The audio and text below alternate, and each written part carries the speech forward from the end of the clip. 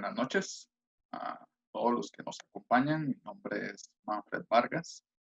Yo soy miembro cofundador de Accesa, que pues es esta organización de sociedad civil desde el 2014 que trabajamos en temas de transparencia, apertura gubernamental, participación ciudadana y todos los temas relacionados, y que bueno, el día de hoy estamos organizando esta pequeña charla sobre protocolo y negociación para ONGs. Esta charla será impartida por María José Álvarez, que es estudiante de Relaciones Internacionales de la Universidad Internacional de las Américas, UIA, y ella se encuentra realizando su práctica profesional con nosotros, y precisamente esta charla es parte, prácticamente la parte final, la parte culmine de esta práctica que María José está realizando con nosotros aquí en Accesa. Nada más para explicarles brevemente la dinámica. María José va a brindar su charla ya en los próximos minutos. Presentará, pues expondrá una presentación y nos dará diversos detalles y diversas recomendaciones sobre el tema de protocolo y negociación, y al final responderá a cualquier pregunta que tengan los asistentes. Las preguntas se responderán hasta el final, pero pueden ir dejándolas en el transcurso de la charla. Es decir, pueden activar, si no me equivoco, tienen una opción de hacer preguntas, entonces pueden activar esa opción e ir dejando sus preguntas, o si no, también las pueden dejar en el chat y al final María José las va a estar respondiendo.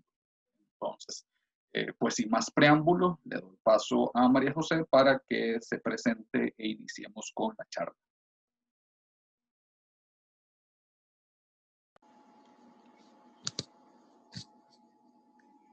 Ok, muy buenas noches a todos.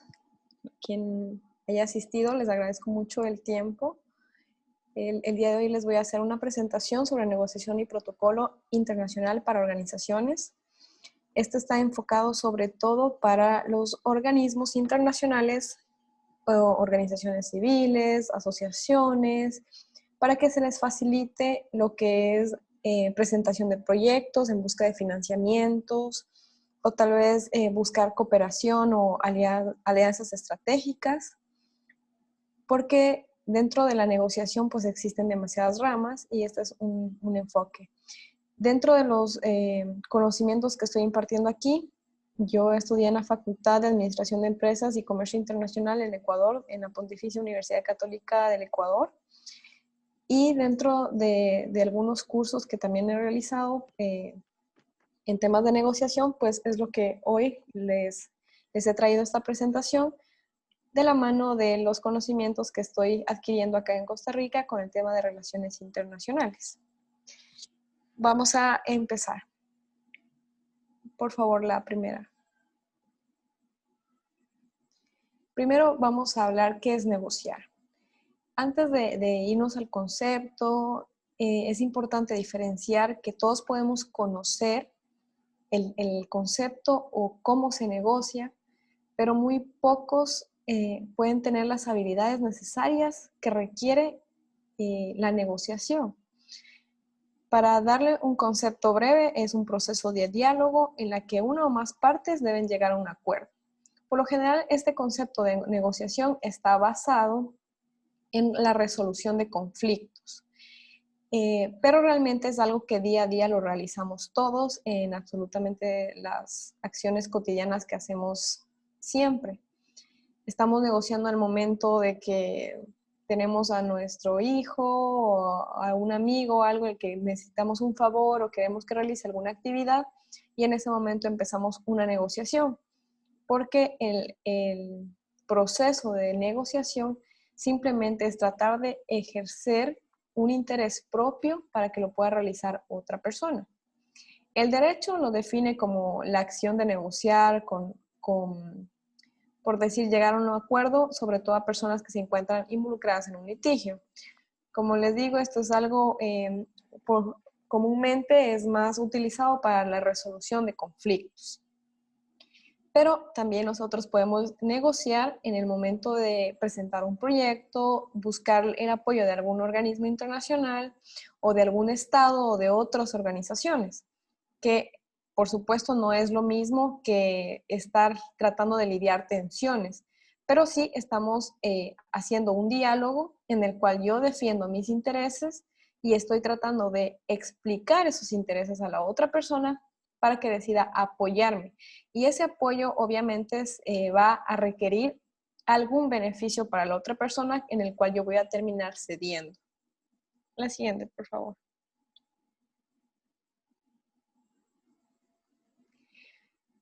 Normalmente dentro de una negociación tú te vas a encontrar las siguientes características. Primero es que las partes que se confrontan exponen y defienden sus intereses. Esto siempre va a ser así. Dentro de la característica de nuestro desarrollo social, siempre estamos tratando de interponer sobre cualquier cosa nuestros intereses propios. Y más aún cuando estás representando a un organismo, a una asociación, a un grupo, en el cual tratas de defender los inicios y las bases a las que tú estás representando. Entonces, esto es fundamental porque no estás tratando con otra persona que a pesar de ser un ser humano que está en representación de otro grupo, pues estás hablando de una institución que está poniendo enfrente sus intereses, no la persona en sí. También supone intereses comunes y en desacuerdos. No vas a encontrar en una negociación algo que sea correspondido siempre, en el cual tú vas a proponer algo y la otra persona va a decir sí a todo. En ese caso no estaríamos en una negociación. Entonces es normal que encuentres desacuerdos. Y si en el momento que llega a pasar esto, pues no es simplemente que te están diciendo un no, sino que estás entrando a la negociación dura. Las personas que deben estar negociando deben estar de forma voluntaria ejerciendo esa reunión. ¿A qué me refiero con esto? Que primero ninguna persona puede estar forzada a estar ahí por negociar, pero sobre todo me refiero a que las personas que se encuentran negociando están libre y voluntariamente en su derecho de aceptar las condiciones de la otra persona o no aceptarlas. Simplemente, si no llegaste a un acuerdo, no es necesario que consideres que si tú te reúnes con otra persona o con un organismo para pedir apoyo o para tú brindar el apoyo y esa persona te está exigiendo mucho cosas que te están haciendo perder o que quizás no te van a funcionar, no es una obligación directa aceptar esos tratos. Eso es algo de voluntad. Simplemente si las cosas no te funcionan, pues se las deja de lado y se termina la negociación. Por otro lado, existe una relación de poder. Eso siempre va a existir. No es, por lo general, dentro de una negociación no estamos hablando de personas que se encuentren en la misma, o personas o empresas que se encuentren en la misma capacidad o en el mismo rango de poder. Por eso es que una va a pedir el apoyo que ceda a la otra o al contrario, pero siempre va a existir una relación de poder. Tú tienes que tener claro cuál es tu posición ante la persona con la que estás negociando contra la contraparte para poder entender cuál es esa relación de poder y empezar a entender cómo puedes negociar. La conducta define el resultado. Esto es algo muy importante y en lo que vamos a ahondar bastante, y es que simplemente la negociación se convierte en un diálogo. Entonces, dentro de un diálogo, lo que tú hagas, cómo te expresas, cómo te vistes, absolutamente todo va a definir el resultado de tu negociación. Más adelante les voy a explicar un poquito más amplio este tema. Influir en la percepción de la contraparte. Ese es el simple concepto de negociar. Eso es lo que la otra parte va a hacer contigo y lo que tú quieres que tu contraparte también entienda. Influir en la percepción. ¿A qué me refiero con esto? De que simplemente lo que él cree de tu posición sea realmente entendida conscientemente. ¿A qué me refiero? Cuando tú expones tus necesidades o quieres presentar un proyecto porque piensas que esto va a solucionar la problemática de otras personas, es importante que esta persona a la que estás pidiendo la colaboración, el apoyo, que digo persona, pero estamos refiriéndonos a una organización, entienda y tenga la percepción ideal de lo que tú estás pidiendo y de la problemática a la que quieres resolver. Por otro lado, tenemos el margen de actuación, que por supuesto les voy a explicar más adelante y va de la mano mucho con el protocolo. Y también se refiere a que todas las personas que se van a una negociación tienen un margen en el cual van a decir esto sí y esto no. Y es importante conocer ese margen de tu oponente, por decirlo de alguna forma, para no llegar a un no rotundo, sino ir conociendo poco a poco ese terreno para que se logre un sí.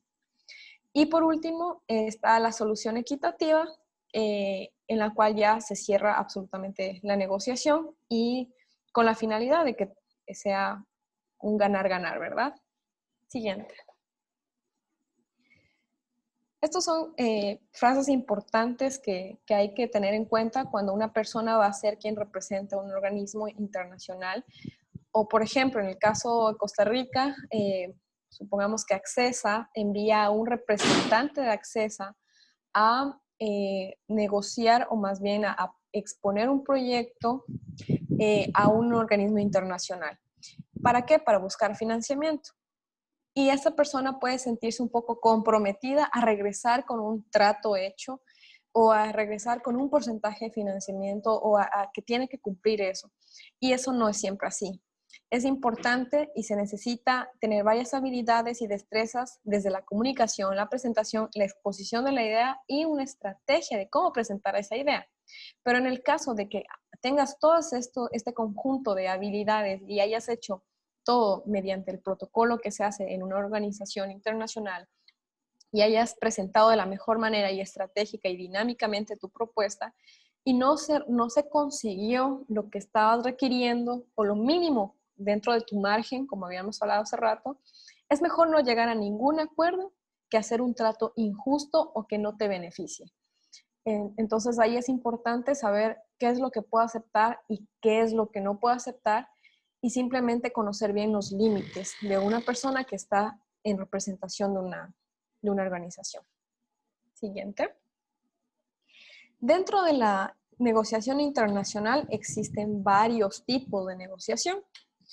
¿Cómo está la compra-venta internacional? Que eso se refiere únicamente a lo que es comercio, intercambio de bienes y servicios, lo que normalmente nosotros conocemos con tema de negociación, que es lo más acercado a lo que la gente en general piensa que es un negocio, que es una actividad comercial. También tenemos los acuerdos.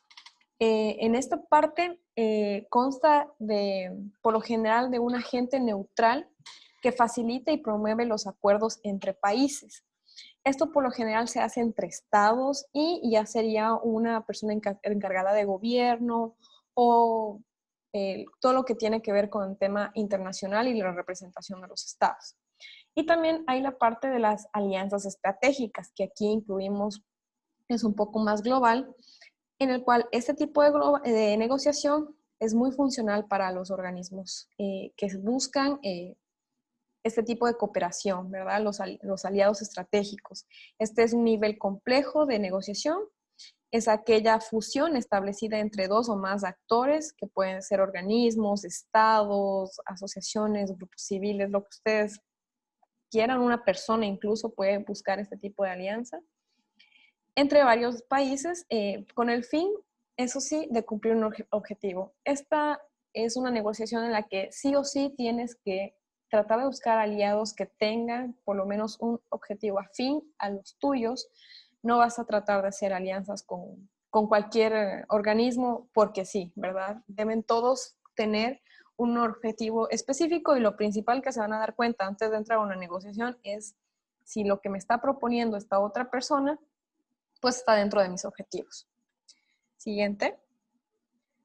Dentro de las fases de la negociación internacional te vas a encontrar con estas 4 etapas o fases, ¿verdad?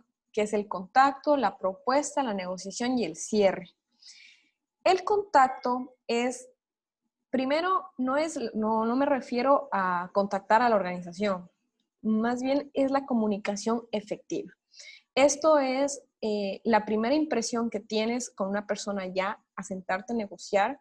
Necesitas tener comunicación efectiva, comunicación asertiva, inteligencia emocional, la presentación personal que sea profesional y de acuerdo a los protocolos internacionales del organismo o estado en el que estés como contraparte.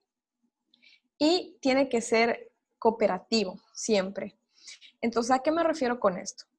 Esto, la parte inicial, que es el contacto, es lo que va a definir el éxito. No podemos pensar que solamente lo que vas a hablar durante la negociación es lo que va a definir si sí o si no.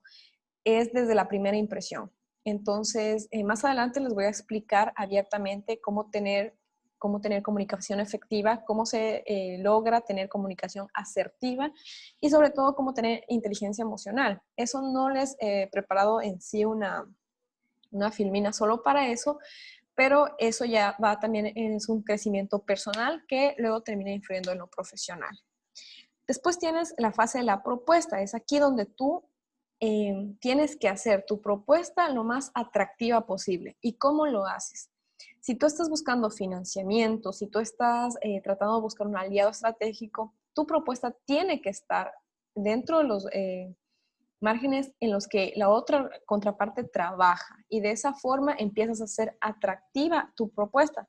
Tienes que ajustarte a los objetivos, tienes que generar una propuesta que cree un impacto que perdure, en el cual esta organización o algo le interese ser partícipe y sobre todo que le parezca súper llamativo, que al apoyar tu proyecto va a ser algo que se puede replicar en otros lugares o que va a llamar mucho la atención y de esa forma también se va a promocionar las labores de esta organización. Eso es en la parte de la propuesta y ahí es cuando entramos a la negociación dura, en la cual prácticamente empezamos a debatir. ¿A debatir qué? Ya mis intereses, qué es lo que te estoy pidiendo y qué es lo que me puedes dar, qué es lo que yo puedo ceder y lo que tú puedes ceder. Y para finalizar, pues terminamos con el llegar a un acuerdo y sobre todo en el caso de los organismos internacionales, pues firmar un tratado, un acuerdo, una colaboración o empezar ya con el tema del financiamiento. Tomemos en cuenta que estamos hablando de estas fases de negociación y de la negociación internacional como si no estuviéramos en este momento en la pandemia.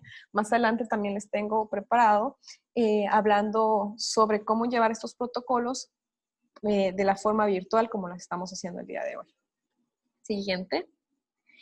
Dentro de los tipos de negociación hay una técnica muy utilizada para todos, que es el win-win, que es una técnica de negociación que se basa en el beneficio mutuo. Siempre va a haber, a mi parecer, siempre va a haber una superioridad en el que yo quiero ganar más. Siempre se trata de hacer eso. Pero aquí es cuando realmente esta opción es la mejor para siempre conseguir lo que tú estás buscando dentro de una negociación. Y es tratar de buscar el beneficio mutuo. ¿Por qué se diferencia esta técnica de las demás? Es porque trata de generar cooperación, integración. Simplemente no le ve a la otra persona como alguien que es una competencia. ¿A qué me refiero con esto? No me refiero a que son empresas tratando de competir, pero sí existe dentro del desarrollo humano y de nuestra forma de socializarnos algo de que cuando nos sentamos con otra persona a la que le estamos pidiendo algo, puede ser que lo veamos como algo difícil, inalcanzable, o simplemente alguien que nos puede decir un no, entonces prácticamente está en contra de todo. Es en este punto en la que todos ganamos, siempre y cuando hagamos o tengamos en cuenta los siguientes pasos. Para esto es indispensable tener marcos éticos sólidos. Tú no puedes simplemente no tener esto dentro de tu organismo al momento de hablar con otra persona, porque eso también va a generar un clima de confianza, de sinceridad y sobre todo va a ayudar a que tú tengas alta creatividad y proactividad porque eres una empresa, un organismo, una asociación súper conformada. Y lo más importante de todo esto es generar empatía. Este es un punto súper importante en la negociación, es la empatía, porque es la única forma en la que nos vamos a poder poner en los pies del otro y saber hasta cuándo podemos presionar o por dónde podemos presionar para lograr lo que estamos solicitando. Dentro de esta técnica de negociación no hay competidor, no hay, hay relación cordial, únicamente hay acuerdos óptimos y las objeciones son oportunidades. Esto último es un punto muy importante porque esta es la forma en la que comienzas a innovar y a crear y a improvisar también dentro de la negociación nuevas alternativas. Esta técnica también se basa en que no es necesario que todo lo que hayas llegado a proponer sobre la mesa te hayan dicho no.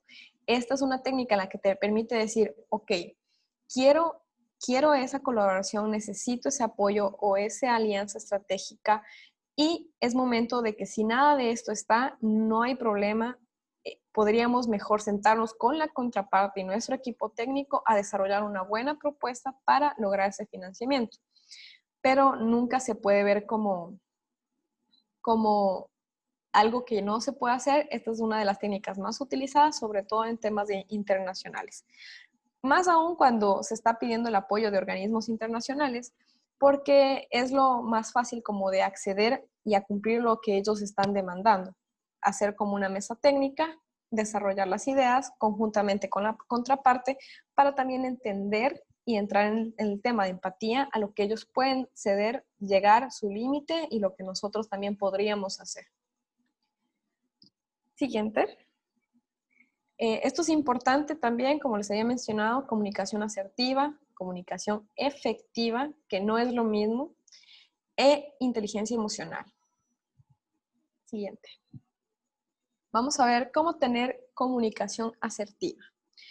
Estos son unos pequeños tips que les he puesto aquí brevemente. Realmente ese es un tema súper amplio que daría para una exposición súper más grande y no solamente para eso, sino algo que hay que desarrollarlo y estudiarlo muy bien, que nos ayudaría muchísimo también en nuestros asuntos personales y luego laborales.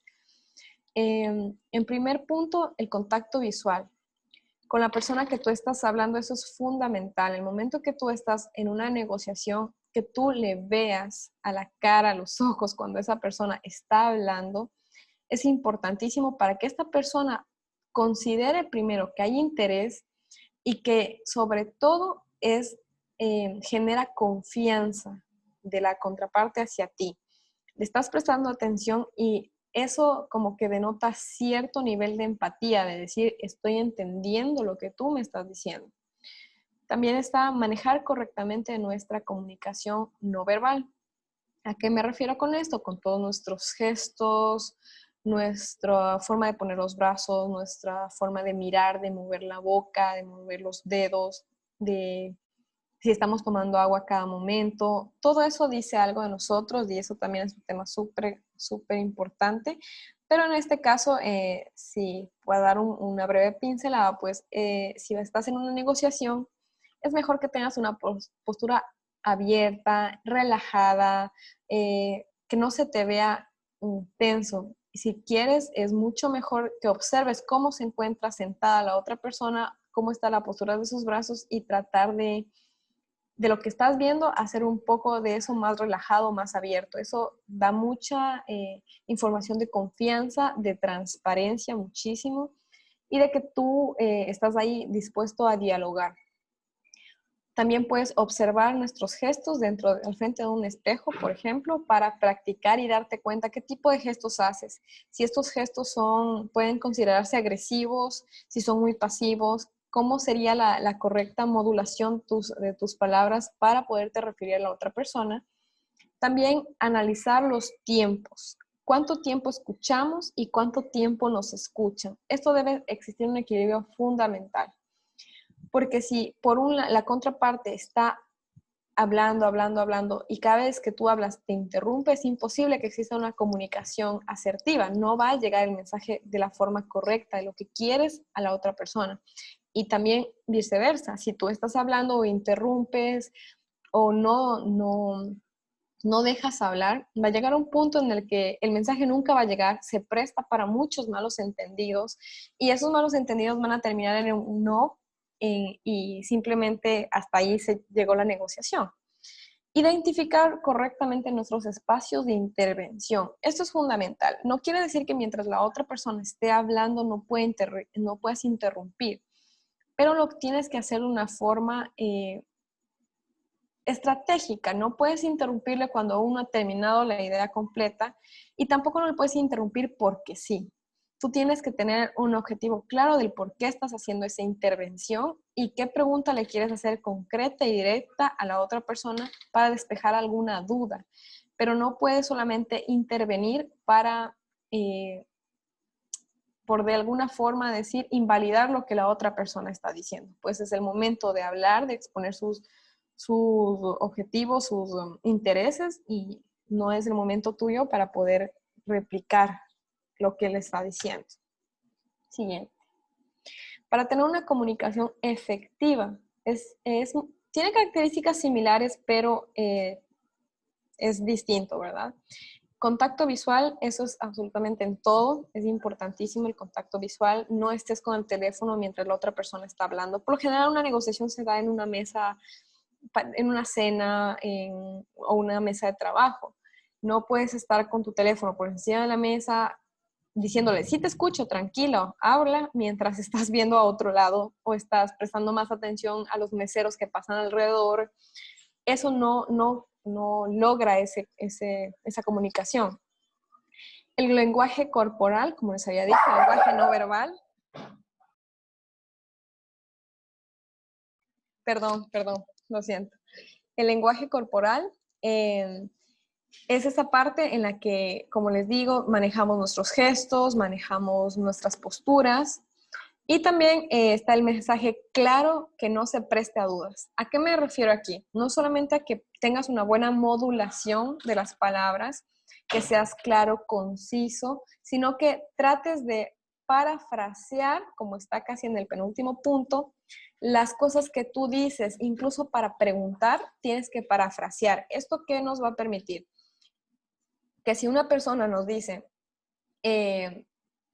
esto va a ser financiado en el 50% y el resto va a ser en un préstamo o lo que sea, tú puedes decir, perdón, me quiere decir que me va a dar el dinero en un 50% y el resto va a ser con una deuda que yo voy a ir pagando, ¿cómo? Entonces, en esa forma puede quedarse, no se va a prestar nunca a malos entendidos. Es una forma también de decir a la otra persona que estás entendiendo y que también estás tratando de despejar cualquier cosa que quede turbio, ¿verdad? Puedes utilizar cumplidos de vez en cuando, no siempre, tampoco queremos ahí estar con una persona que nos esté halagando hasta como nos sentamos, pero sí puedes halagar cosas que tengan que ver con el organismo, acciones anteriores, acciones que les hayan destacado o simplemente la buena forma de expresarse o decir, yo entendí muy bien, muchas gracias, qué buena explicación o en general. También tienes que enfocarte en el contexto, no puedes divagar, tienes que, en este tema o sea, enfocarte en el contexto es importante porque te permite entender la situación en la que estás, en la situación en la que está la otra parte y la tuya. No te va a, te va a permitir más bien limitar lo que estás haciendo y sobre todo, pues, esto va a permitir que lo que propongas no sea absurdo, tampoco considerado para otra persona. Es importante tener un tono de voz adecuado, ni tan fuerte ni bajito. Tiene que ser un tono de voz en el que se te escuche claro. Respetar los turnos de hablar, como les dije, siempre tiene que haber un motivo muy bueno para que tú hagas una intervención. Empatía, otra vez vemos a qué nos referimos, ponernos en los zapatos de la otra persona para que de igual forma puedan hacer lo mismo por nosotros. Y sobre todo, escuchar. Escuchar es algo fundamental para una negociación. Otro, por favor. Bueno, dentro de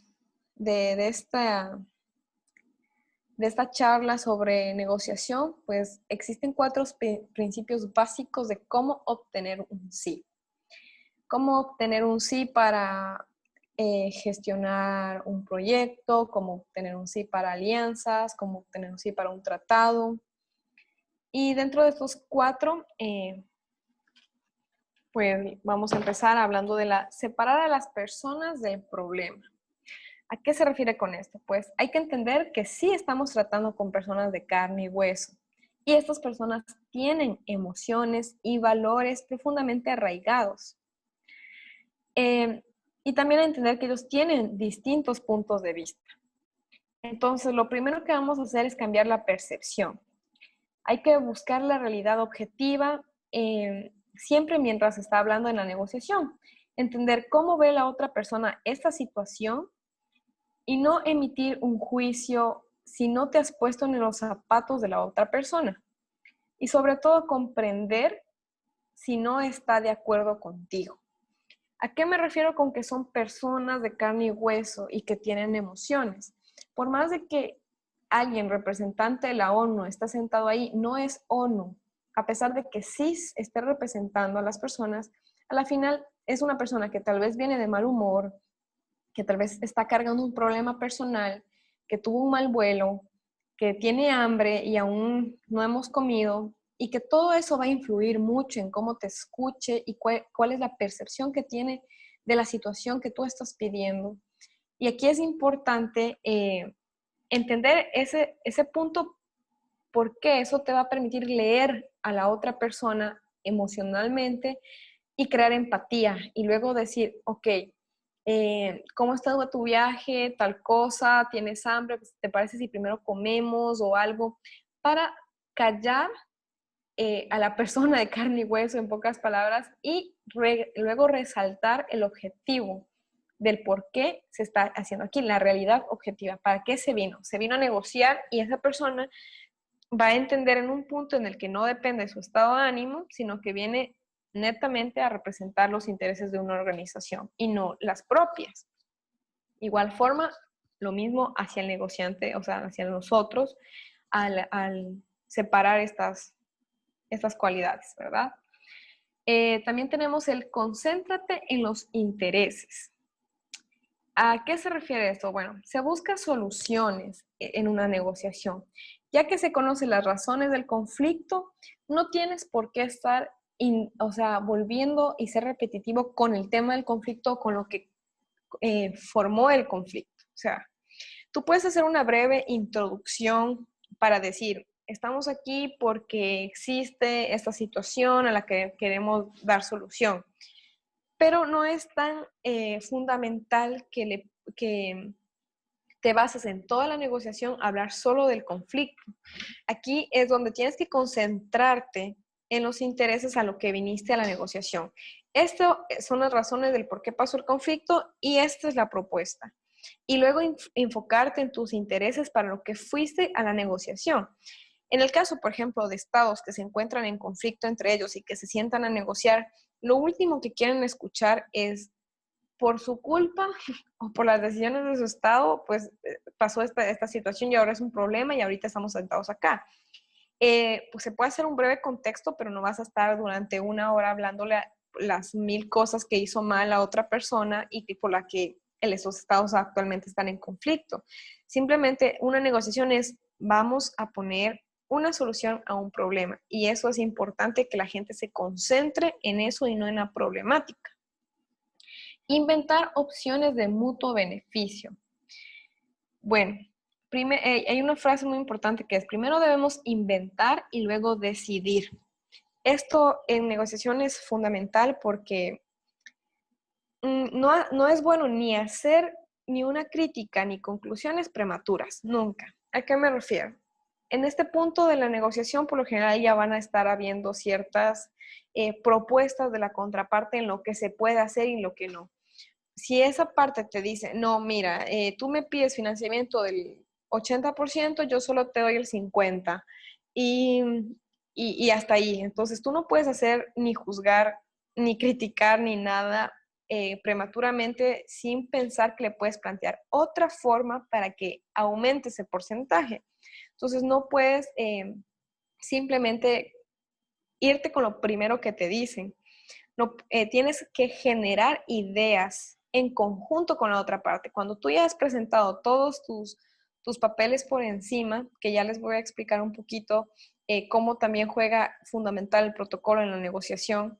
Cuando ya has hecho todas tus estrategias de negociación y esa persona no cede en lo que tú estás pidiendo en ese momento, pues es mejor sentarte a conversar y a generar nuevas ideas con la contraparte, a que te vayas con un 50% o sin nada, o cuando pudiste haber generado una idea que donde pedías el 80%, pues llegaste hasta el 70%. Y es aquí donde limitar lo que puedes hacer y lo que puedes ceder es fundamental antes de ir a una negociación. Y también estudiar muy bien a la contraparte.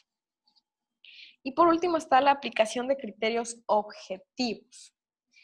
Esta es negociar sobre alguna base independiente de la voluntad de las partes.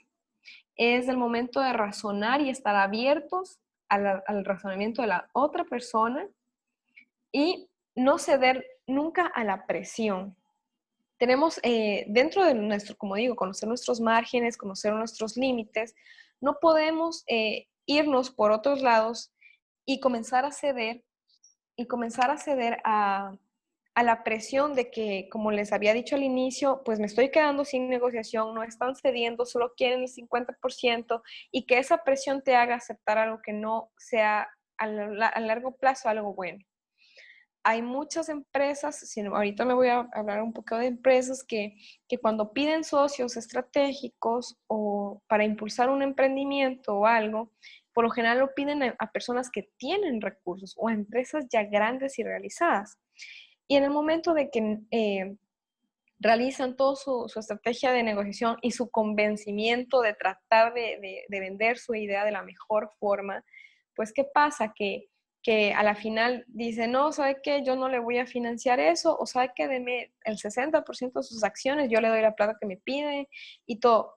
Ese es el momento en el que nosotros, con nuestro criterio objetivo, y conocer bien nuestros objetivos, nuestros límites, lo que quiero y lo que no, lo que me sirve y lo que no, y sobre todo estudiando a la contraparte, pues puedo decir no, no voy a ceder a la presión, no me conviene, porque por más de que me den el dinero hoy, mañana él va a ser dueño del más del 60% de mi empresa y luego nunca voy a poder recuperar y a la larga tal vez todo mi esfuerzo y mi trabajo y mi buena idea pues va a terminar siendo solo de él.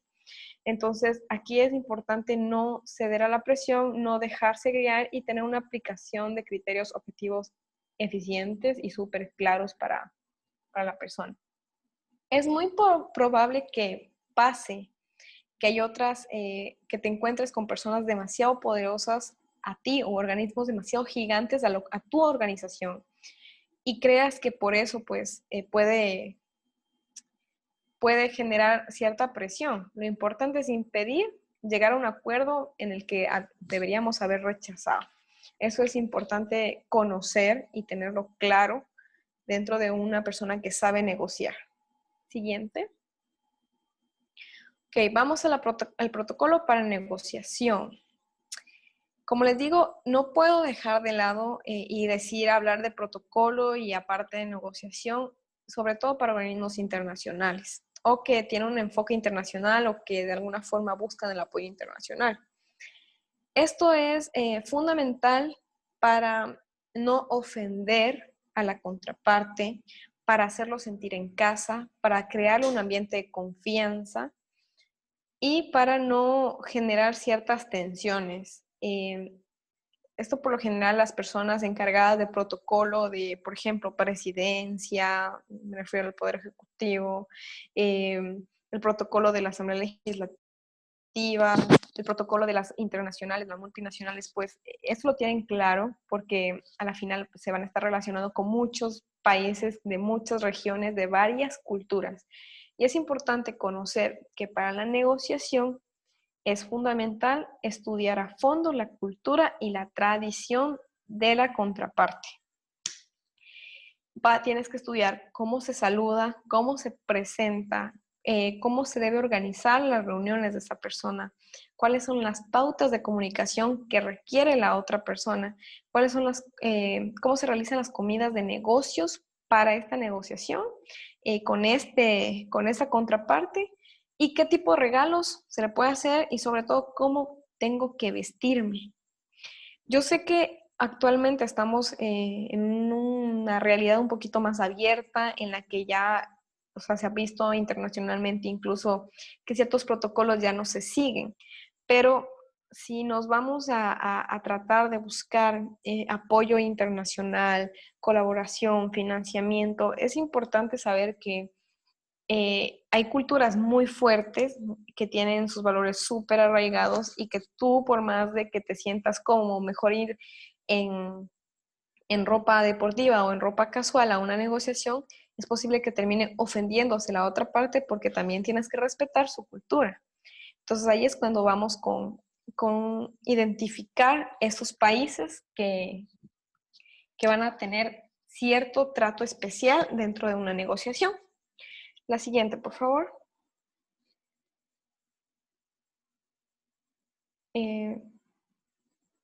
Listo. Tenemos estado de bajo contexto y alto contexto dentro del protocolo. En la gráfica van a ver más o menos los países que se encuentran en alto contexto y los de bajo contexto. ¿A qué nos referimos?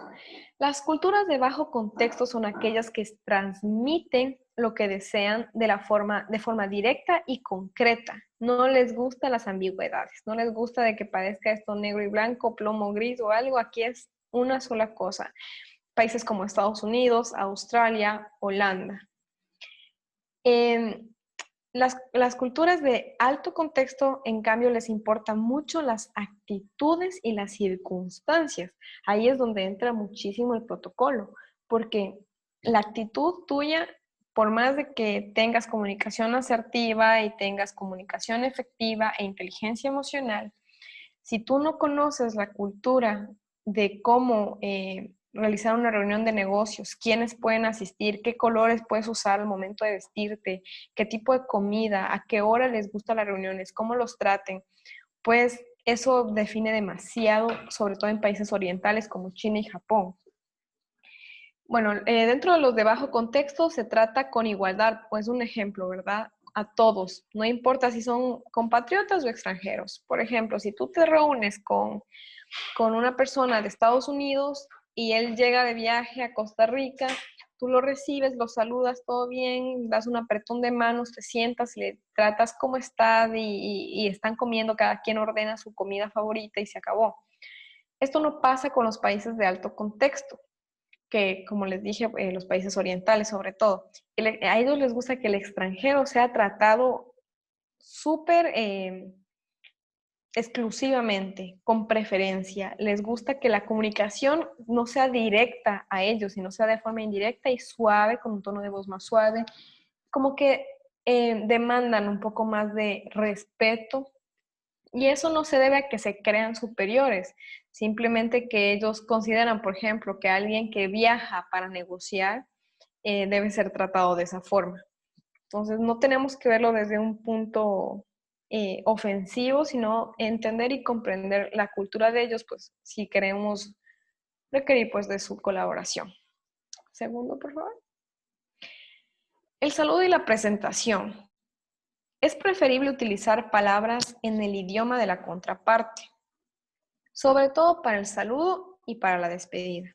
No importa si tú no hablas el idioma de la contraparte, pero esto da una clara señal de que te interesa conocer sobre la cultura a la que luego tú vas a involucrar en tus proyectos y en tus planes, a lo que vas a estar conectado por esa colaboración.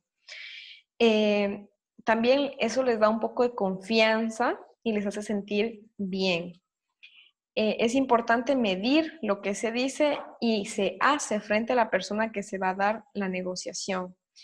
Esto dice mucho, eso se ve mucho en la presentación. Por ejemplo, tú no puedes, si no conoces la cultura de la otra persona, no cometas imprudencias al hablar o no solamente no asegures o solo creas que esa otra persona lo va a entender o no llegues de una a darle la mano, abrazarle o darle un beso en la mejilla si tú no conoces a fondo cómo lo reciben ellos. Para muchas personas puede ser ofensivo. Tomar en cuenta la distancia física en la que la cultura de la contraparte permite el saludo. Eso es fundamental. Por ejemplo, hay personas como, por ejemplo, los americanos, ya hablando de un protocolo muy estricto, pues prefieren que estén las personas a 1,5 metros de ellas, con la suficiente distancia como para tirar el bracito y dar la mano. Hay países asiáticos en la que la distancia, en cambio, tiene que ser mucho mayor a 1,5 metros. O sea, si pueden 3 metros, con tal de darse una reverencia de lejos, está bien. En países árabes, por ejemplo, tiene que ser mucho más corta porque ellos se dan a veces besos y te pueden saludar a ti de beso, entonces la distancia tiene que ser corta.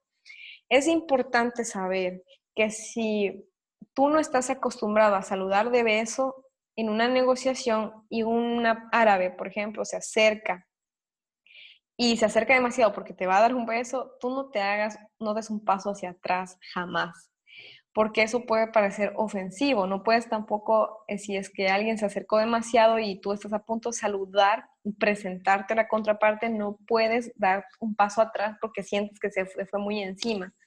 Pues es toda una sensación de insulto. Y esto para cualquier cultura. Puedes saludar con reverencia, beso o apretón. Esto según el país, ¿verdad?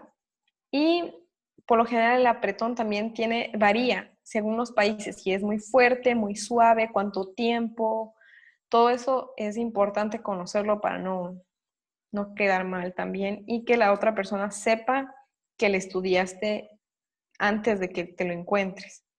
Los colores de ropa.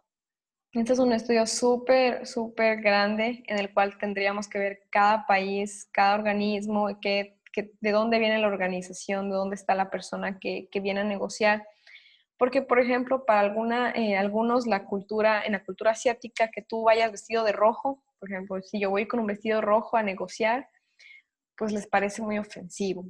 Eh, por ejemplo, hay ciertos países asiáticos en los que, aunque suene muy machista la idea, pues no les gusta negociar con mujeres porque piensan que les da mala suerte o algo. Entonces, eso es importante conocer para no perder cierta apoyo y colaboración solamente por no conocer cómo ellos piensan en su cultura. Siguiente.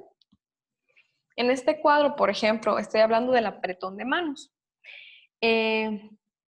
Donde les gusta un apretón de manos fuerte es en Alemania, Estados Unidos, Japón y Corea. Donde les gusta un apretón blando, o sea, casi nulo, es en Reino Unido, en el cual tiene que ser ligero y rápido, que no pase de 10 segundos, es en Francia. Y, por ejemplo, para los países árabes les gusta saludar un apretón de manos muchas veces con una pequeña inclinación de cabeza, como si estuviera simulando un pequeño beso. Como les digo, esto es súper amplio porque tendríamos que estudiar muy bien de dónde proviene la organización, la persona con la que vamos a negociar, para aprender todo ese tipo, y esto es el protocolo que se debe cumplir. Y por ejemplo, cuando en Cancillería, aquí en Costa Rica, vienen de otros países, pues tienen que, la parte de la dirección de protocolo de presidencia, pues tiene que aprenderse todo este tipo de cosas, incluso qué tipo de café, qué tipo de vino, qué tipo, si es champán o lo que sea que se va a servir, porque todo eso tiene que ver mucho con la cultura y pues se trata de tener más ese cuidado, ¿verdad? Para no generar más entendidos o que se sientan maltratados. Siguiente, por favor. En la organización de reuniones. Eso también va a variar según los países. Por ejemplo, para Estados Unidos es importante que se maneje una agenda en la que tú digas, esto es lo que vamos a hacer el día que usted venga a negociar con nosotros o nosotros vayamos, pero Estados Unidos se presta para decir, ok, vamos a seguir esto, pero si en el momento pasó algo y se tiene que alargar o acortar o se pone una actividad en el medio, pues no hay problema, ellos son flexibles. Todo lo contrario a Alemania y Japón, que si tú le das una agenda, esa agenda tiene que cumplirse con los horarios estrictamente tal cual como se lo diste. No les gusta para nada, les da una impresión de desorden y desconfianza que las personas no cumplan con lo acordado en la agenda. Y esos son súper, súper estrictos. Por ejemplo, para Latinoamérica, África y el Caribe, todo lo contrario, por lo general no les gusta contar con una agenda o no cuentan, o a veces prefieren que la agenda se la realice ya estando en una reunión diciendo vamos a hacer tal, tal, tal cosa, y son muy flexibles con lo que vaya a pasar durante el momento, pero eso se debe a la personalidad, eso se debe a nuestra cultura latinoamericana, por un ejemplo. Se deben asignar de forma jerárquica los asientos en la mesa, en el caso de que vaya a haber algún evento, en mesa, en el evento que se vaya a hacer, donde se expondrá el proyecto. Eso es importante porque por lo general el protocolo tiene una forma organizacional en la que tú ubicas jerárquicamente a las personas en la mesa. Y eso, por ejemplo, se lo puede ver en reuniones, si alguien ha estado en una reunión como con ministros o con otros estados, pues se puede ver que siempre vas a encontrar en el centro, en el centro, pero que cuenta el asiento número 1, el presidente, a la par al canciller, al otro lado van enumerándose y vamos encontrando alrededor sus ministros, pero quizás cuando está tal vez el embajador de Estados Unidos, téngalo por seguro que va a estar a la par del presidente. Entonces, es una forma que hay que estudiar y saber qué tipo de jerarquía se tiene para poder ubicar correctamente. Una vez que estés tú organizando la reunión donde vas a llevar a cabo esta negociación o este evento formal con otros organismos internacionales, es importante que expliques a las personas quiénes son los demás y qué rangos tienen y qué van a desempeñar dentro de eso. ¿Por qué? Porque es importante que todos sepan con quién están sentados. Eso genera confianza. Sobre todo en países asiáticos no les gusta sentarse con gente que no saben qué función están haciendo ahí. Y por último, pues el recibimiento y la formalidad del evento es igual importantísimo porque es como la primera impresión. Si tú vas a negociar con una persona asiática, es preferible que el recibimiento sea elegante desde el hall, que haya una presentación, el cual se le explique qué es lo que va a escuchar, qué es lo que va a hacer, la agenda programada. Y si tú estás exponiendo un proyecto en el cual estás buscando cooperación, pues es importantísimo el recibimiento y la formalidad del evento, dependiendo del nivel de proyecto que estés realizando. Otro, por favor.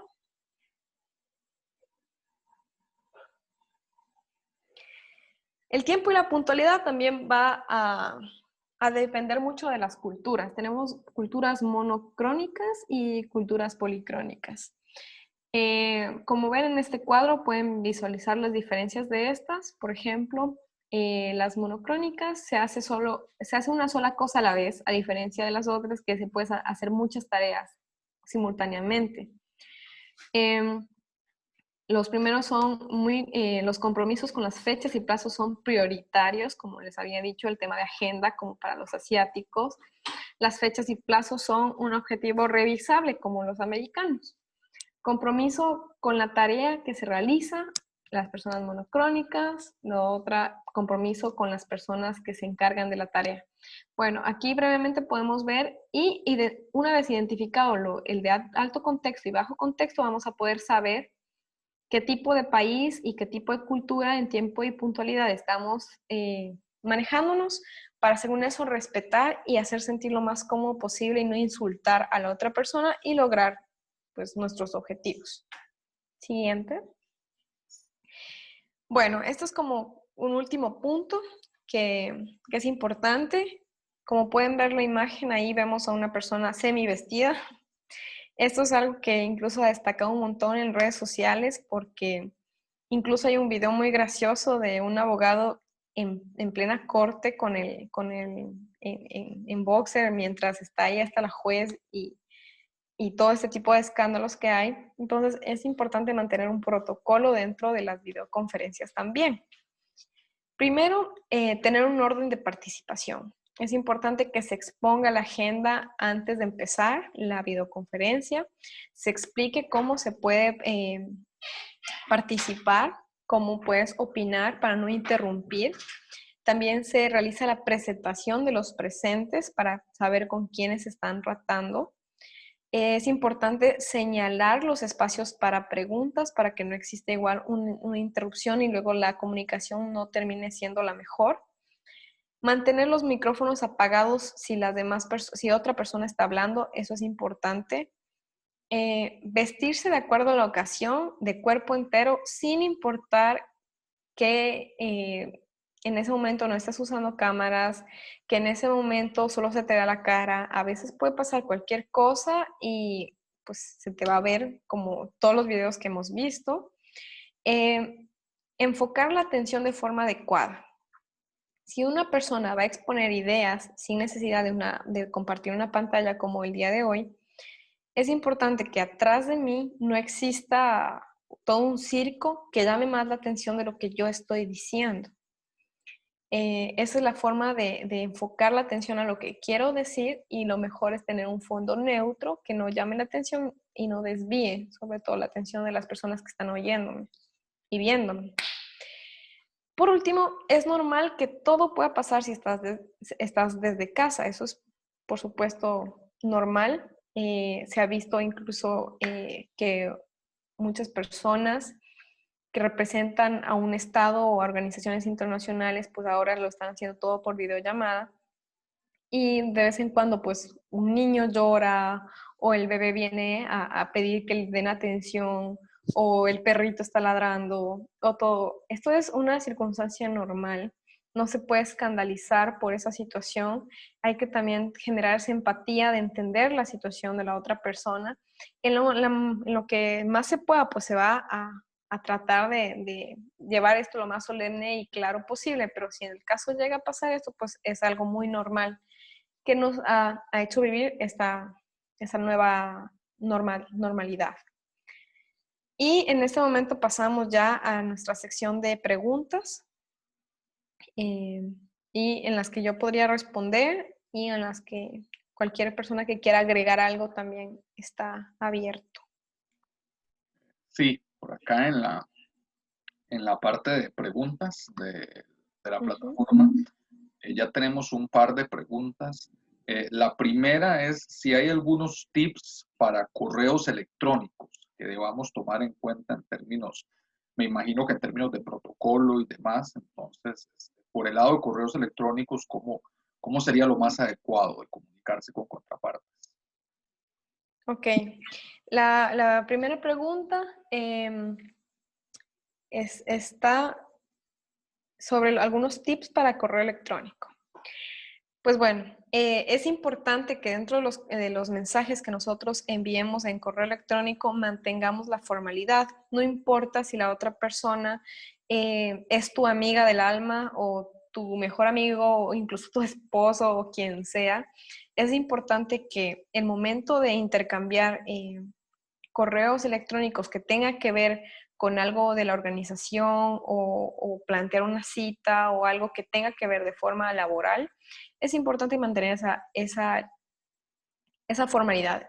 Primero, yo siempre recomiendo cuando se trata de una organización grande, por ejemplo, vamos a poner que María José es representante de ONU Ecuador, ¿ok? Entonces yo quiero enviarle un correo a esa persona, voy a poner, estimada María José, coma, representante, el puesto en el que está ocupando. Y el momento de redactar, lo primero que se hace es reciban un cordial saludo de parte de y de la organización que estoy representando, por ejemplo, Accesa. El motivo de tal cosa y se expresa siempre dando una introducción y una resolución de lo que estás pidiendo. Y por último, siempre saludos cordiales o estoy atentamente o De antemano agradezco su atención. La formalidad siempre da una visión de institucionalidad también, que eso es muy importante, y de profesionalismo, que al momento de buscar apoyo, alianzas y todo esto, pues es fundamental, porque estás dando una visión de profesional, de que eres una persona formal, confiable, que sabes conocer tus límites de persona a profesional, y que, por ejemplo, no importa si es tu amiga toda la vida, pues sabes que esto se trata de una negociación, de un correo de institución o de organización a organización, y que conoces que eso es trabajo y que no va a influir, yo qué sé, para que no se preste después a no fue formal, y yo no creí que lo que me estaba solicitando era en ese momento, porque como me pusiste, hola María, ¿sabes qué? ¿Me puedes pasar esta información para hoy? O sea, se tiende para esas cosas. Entonces yo recomiendo mucho que siempre se guarde a lo formal.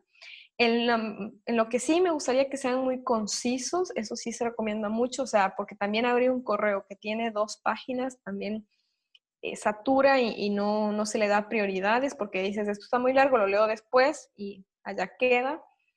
Y de igual forma, ir para el momento de tú pedir, enviar por medio de un correo electrónico, pedir que se te revise tu proyecto, es importante que en el correo vaya adjunto el proyecto, pero en unas cortas líneas, la relación que tienen en los mismos objetivos que también compartes con la otra organización.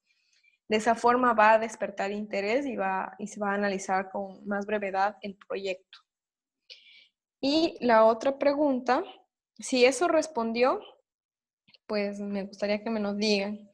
Otra persona dice, si la contraparte comparte su número de celular de WhatsApp, ¿es válido para uso para comunicarse? Eso depende de... Mire, me ha pasado también que a veces las personas comparten su número de celular porque lo están haciendo con intereses, con otro tipo de intereses, ¿verdad? Es importante discernir cuál es la situación. Si tú ves que te reuniste con una empresa o asociación o institución o algo en la que te puedes comunicar tranquilamente por línea directa de la institución, que ves que la comunicación por correo electrónico está muy bien, o sea, está efectiva, y, y que en el momento de la negociación ves que no se llegó a mucho, y que te pidan o te comparten el número de WhatsApp, pues es importante mantener la formalidad por correo electrónico hasta que se logre algo, para no irse por otros lados. Pero si tú ves que realmente es muy burocrático el tema, si hay que analizar bien la situación en la que te están compartiendo ese número de teléfono, y en el caso de que sea así, es importante que se maneje ese chat lo más profesional posible. Es muy fácil que pensar que estás en un WhatsApp, pues tomar en cuenta que va a ver tus estados, tu foto de perfil, y muchas de esas cosas son muy personales, y es mejor que siempre se mantenga. Si te da tu número, si le dan un número de WhatsApp, perfecto, le vas a escribir desde el WhatsApp de la organización, pero evitar que se haga algo personal hasta que no ya una relación muy larga de años, de que estar cooperando y ese tipo de cosas, pues ya podría verse en un tema de WhatsApp. Pero actualmente sí se usa mucho. Uno incluso genera muchos grupos de WhatsApp para tratar muchos temas de trabajo también. Pero siempre y cuando hay que discernir. Si es que es solo con una persona, pues hasta qué punto te puede beneficiar el tener el número de esta persona por otro lado, y que no, por un lado, ¿verdad? Pero de ahí sí, normalmente sí se usa WhatsApp para otras cosas. A veces cuando son de otros países también es una comunicación más directa, pero también puedes incurrir en que tú escribas a tal hora y en otro país ya sea muy tarde. O sea, son muchas cosas que analizar, y depende mucho la formalidad de lo que estés haciendo. Y dice algunos tips para desarrollar seguridad para expresar nuestras ideas. Ok, al desarrollar seguridad, quizás se refiere a cómo, a expresarnos, a poder decir lo que estamos pensando sin que sea ofensivo, o a cómo cuidar nuestras ideas para que no sean, no sé, usadas. Eso me gustaría una aclaración. En el caso que sea para que no se conviertan ofensivos, siempre tiene que hablarse de forma clara y directa. No importa si la idea que tú estás planteando, como yo les había dicho, en algún momento de una negociación puede ser que nada de lo que tú has planteado les haya parecido a la contraparte. Pero si en el momento es importante aprender a generar ideas, ¿verdad? Entonces, en el momento en que tú generas ideas, es en ese momento en el que tú, la forma de compartir esa nueva idea, pues tiene que ser bajo siempre los objetivos, tratando de relacionar los objetivos de la otra persona, tiene que ser de alguna manera, si no te funcionó lo anterior, tratar de no redundar en lo mismo y lo mismo y lo mismo. Y también comprender qué es lo que la otra persona, si no ha cedido en esto, hasta dónde puede llegar. La única forma de crear ideas y generar esa seguridad con las ideas que estás haciendo es estudiar muy bien a la otra persona. En un tema de negociación y protocolo, como lo pudieron ver, es importante conocer a la otra persona.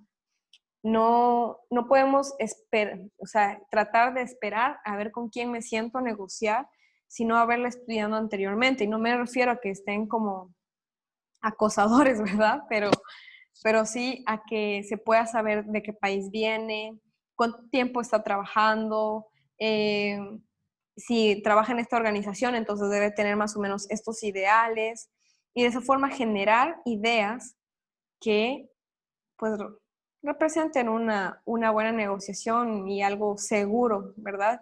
Por eso en la presentación doy algunos tips como cómo tratar de obtener un sí, y eso lo hice basado en un libro muy viejito ya, eh, pero que sirve hasta hoy, porque yo he visto lo actualizado y está tal cual. No sé si era la pregunta esa, la pregunta no la entendí muy bien, pero si era de esa forma, espero que haya servido.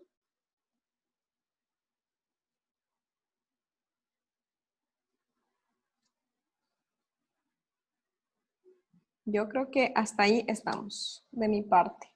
No sé si alguien más quiere aportar Tenemos algo. una pregunta más, María José, ahí en la parte de preguntas. Sí, ok, ya la vi. Oh, sí, ya la vi. Al intentar concretar una reunión, al momento de establecer o consensuar un día y horario y lugar para alguna reunión, identifica algún aspecto de protocolo en específico que es importante sobre qué buscar o qué evitar. Sí.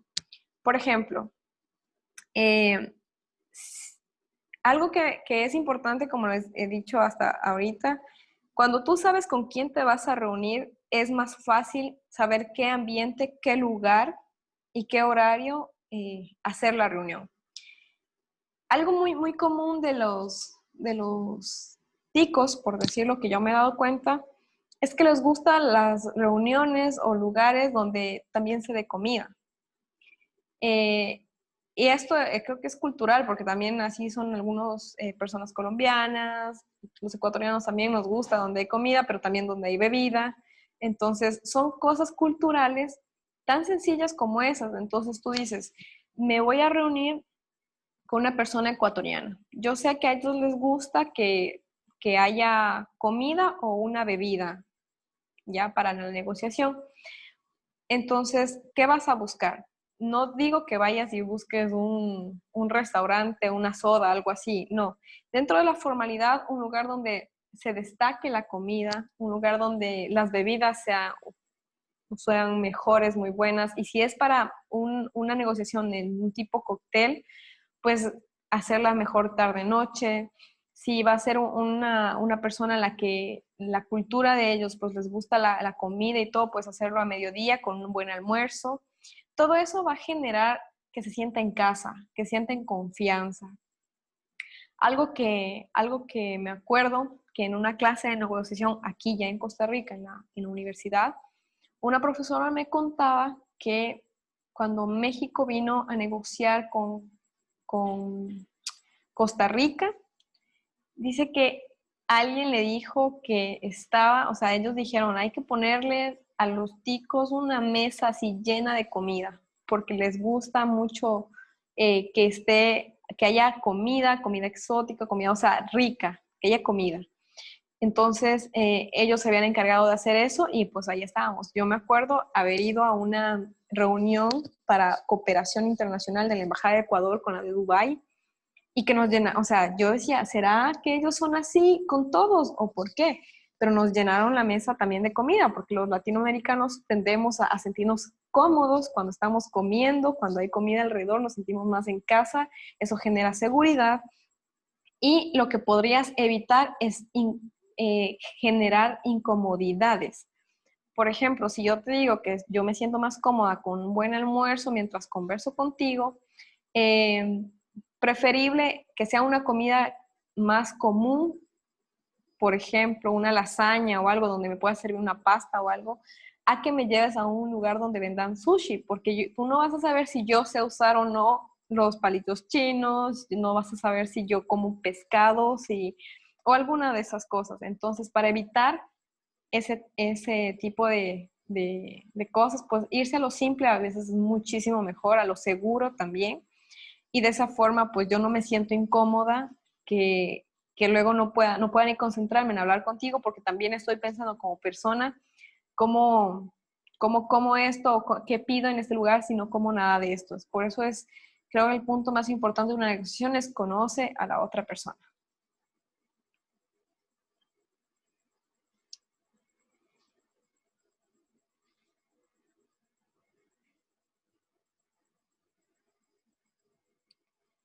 Listo. Si hay alguna pregunta más o algo, si alguien también desea aportar alguna experiencia o alguna situación en la que desea despejar otra duda también.